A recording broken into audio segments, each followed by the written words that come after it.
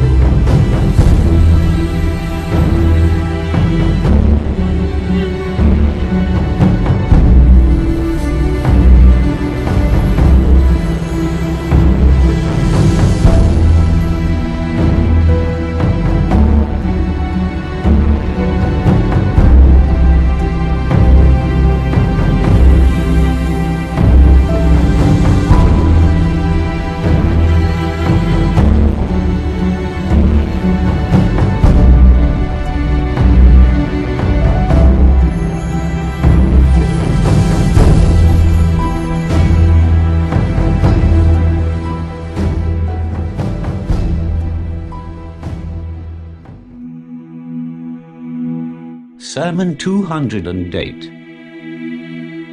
Someone asked Imam Ali, peace be upon him, about concocted traditions and contradictory sayings of the Prophet current among the people, whereupon he said, "Certainly what is current among the people is both right and wrong, true and false, repealing and repealed, general and particular, definite and indefinite, exact and surmised. Even during the Prophet's days, false sayings had been attributed to him, so much so that he had to say during his sermon that, whoever attributes falsehoods to me makes his abode in hell. Those who relate traditions are of four categories, no more.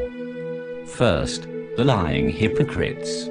The hypocrite is a person who makes a show of faith and adopts the appearance of a Muslim. He does not hesitate in sinning, nor does he keep aloof from vice. He willfully attributes false things against the Messenger of God. May God bless him and his descendants. If people knew that he was a hypocrite and a liar, they would not accept anything from him, and would not confirm what he says. Rather they say that he is the companion of the Prophet, has met him, heard his sayings from him and acquired knowledge from him.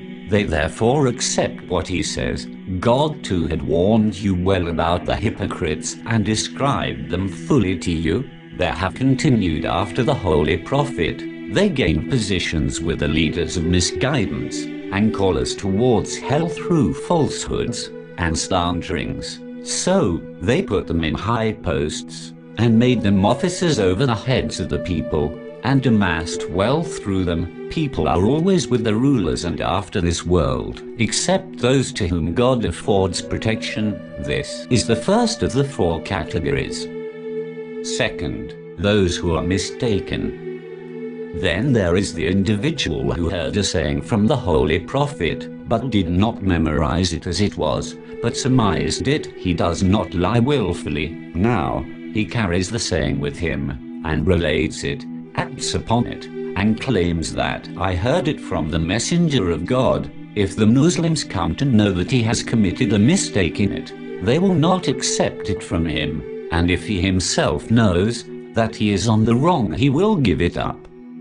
Third, those who are ignorant. The third man is he who heard the Prophet ordering to do a thing, and later the Prophet refrained the people from doing it, but this man did not know it. Or he heard the Prophet refraining people from a thing, and later he allowed it, but this man did not know it. In this way he retained in his mind what had been repealed, and did not retain the repealing tradition. If he knew that it had been repealed, he would reject it, or if the Muslims knew when they heard it from him that it had been repealed, they would reject it. Fourth, those who memorize truthfully. The last, namely the fourth man, is he who does not speak a lie against God or against his Prophet. He hates falsehood out of fear for God and respect for the Messenger of God, and does not commit mistakes, but retains in his mind exactly what he heard from the Prophet, and he relates it as he heard it. without adding anything or omitting anything. He heard the repealing tradition, he retained it and acted upon it, and he heard the repealed tradition and rejected it.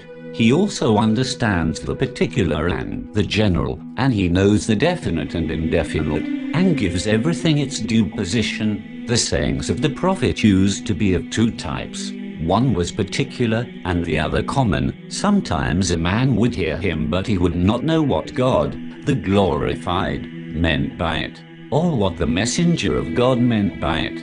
In this way the listener carries it and memorizes it without knowing its meaning and its real intention, or what was its reason among the companions of the messenger of God. All were not in the habit of putting him questions and ask him the meanings. Indeed, they always wished that some Bedouin or stranger might come and ask him, peace be upon him, so that they would also listen. Whenever any such thing came before me, I asked him about its meaning and preserved it. These are the reasons and grounds of differences among the people in their traditions.